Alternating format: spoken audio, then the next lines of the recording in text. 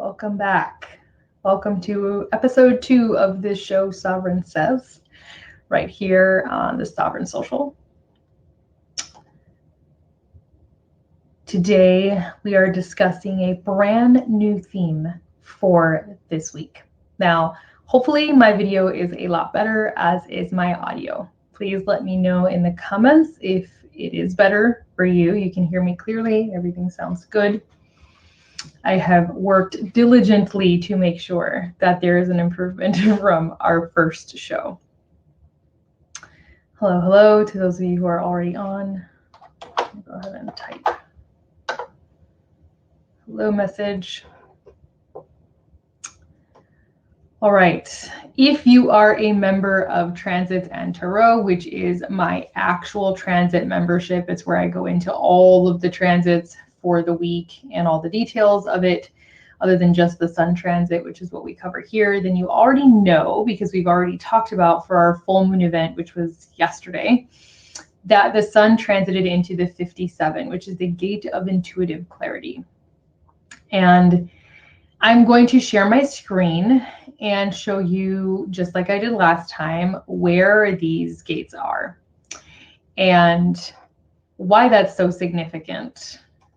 And sometime this week as well, we are going to be transiting into the gate 32.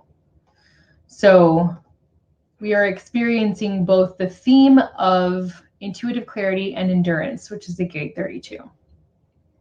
All right, so this time I wanted to do the mandala because I think it's cool that you get to see the signs as well. Each of the gates, which are inside of the body graph and are right here, correspond to an I Ching hexagram, which also correspond to a sign.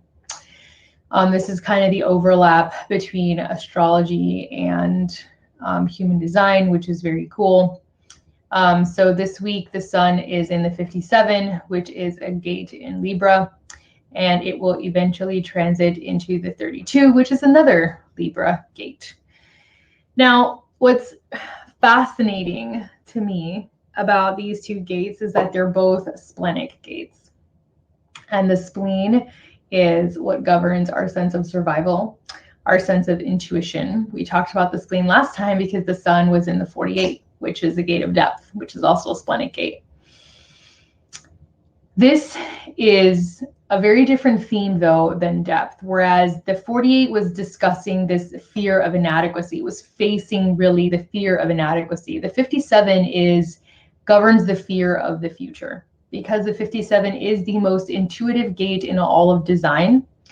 It has the ability to just know, this very psychic knowing about others. It's very acoustic. What's clear for them. It isn't extremely clear for itself. I myself have the 57 in very prominent placement in my chart, and it doesn't always offer you the best clarity for yourself, but it makes you extremely good at having clarity for others. And this gate gives you, in its mastery expression, this ability, this awareness that goes above material circumstance, this awareness that allows you to see and know when something is correct or incorrect or coming in the near future, when you're really dialed in to the spleen and the splenic awareness.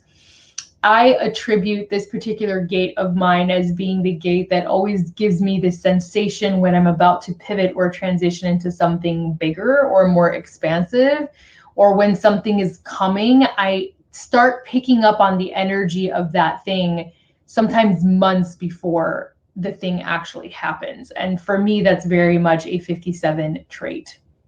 The way that I see that being played out collectively right now is that I do see there is a level of awareness rising globally, that it's, we've been kind of waking up in shifts since 2020, especially. There's been this like sped up waking up thing, and this is another one of those here coming, because the earth is also in the 51, which is the gate of shock. So we are being initiated by some shocking things collectively, and it's creating this arousal, this clarity that so many people didn't have prior to right now.